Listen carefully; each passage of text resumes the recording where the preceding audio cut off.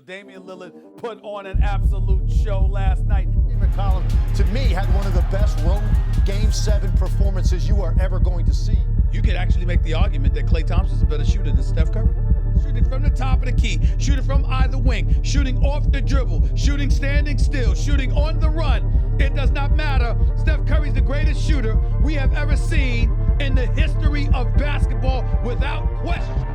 Big time bucket getters will be a common theme in this Blazers-Warriors series.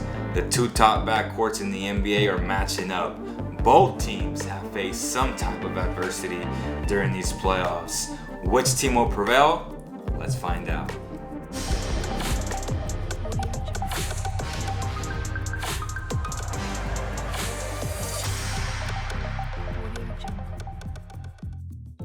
Right off the bat, let's address the big elephant in the room. Kevin Durant will not play Game 1. He will not play in Game 2. After that, it's unknown. So, Game 1, Game 2, Steph Curry, Klay Thompson versus Damian Lillard, CJ McCollum. It's going to be a phenomenal series. Now, I still have the Warriors winning the series only because they have championship experience. They proved it in Game 6 against the Houston Rockets, where most people, most analysts, most people in our NBA community wrote them off. They said, well, they're not as good as KD. People forget how great they are. And fact of the matter is, they didn't need KD. KD needed them. Steph Curry, 0 points in that first half of that Game 6, 33 points in the second half. Klay Thompson was so consistent throughout the entire game, hit that massive shot. Again, he is a big time bucket getter. The same with CJ McCollum. He understood that Damian Lillard wasn't having the best of games, the best of shooting days. In Game 7, CJ McCollum stepped up. That is the type of leadership a guy like Damian Lillard has given all of his teammates, the freedom to just go.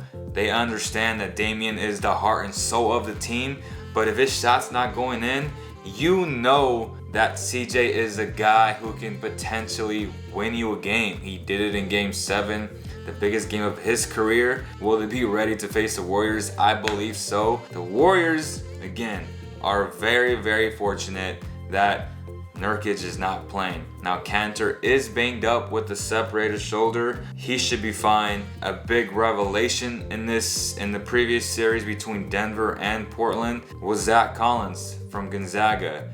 I wasn't as high on him coming out. I still think Lauri Markkanen may be the better player down the road, but right now, you really can't go wrong with Zach Collins because Zach is tough.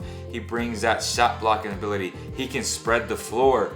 He is just a guy who the Blazers really needed, and he didn't get discouraged when they signed Kanter. He was ready, he was a pro, and now that he has his chance, he's shining on the biggest stage. But to me, the role players have to be huge for the Portland Trail Blazers. That means Seth Curry needs to go at his brother and show who the better Curry is. Now, I don't think he's going to be better than Steph, but he needs to at least try to. I know he's super excited. The entire NBA community is excited. It's a great story having both brothers go at it in the Western Conference Finals.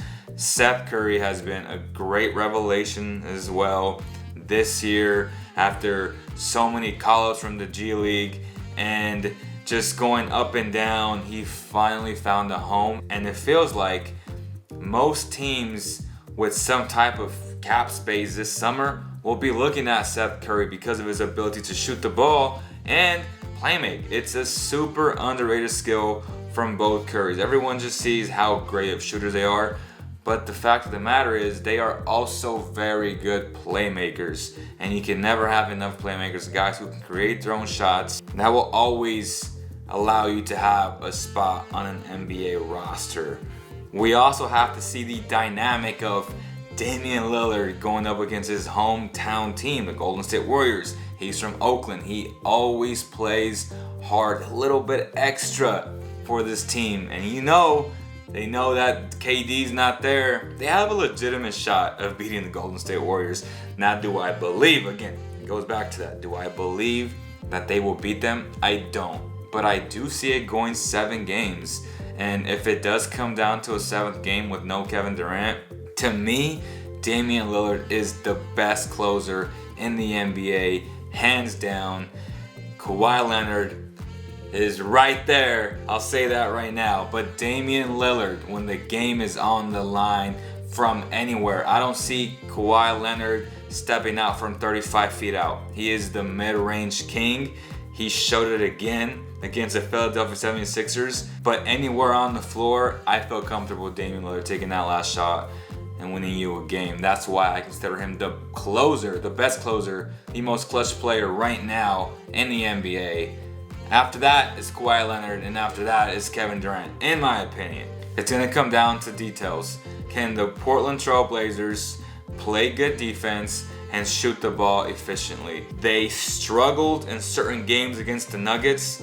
They can't struggle against this Warriors team because these guys will put you away.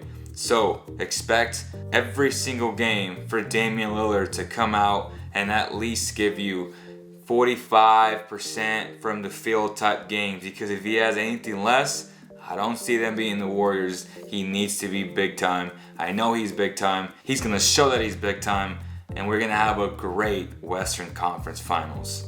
Another thing to point out is Damian Lillard has the 13th best player efficiency rating.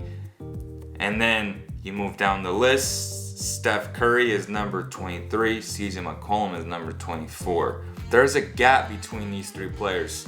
Damian needs to be the best player in this series for the Blazers to have a shot. That's really what it comes down to. Let me know what you guys think. Do you think the Blazers have a legitimate shot of beating the Golden State Warriors? Or do you just think that the Warriors is that good, even without KD? They'll take care of business. Let me know in the comments below. Again, don't forget to subscribe and share this with your fellow NBA fans. I'll see you guys on the next one.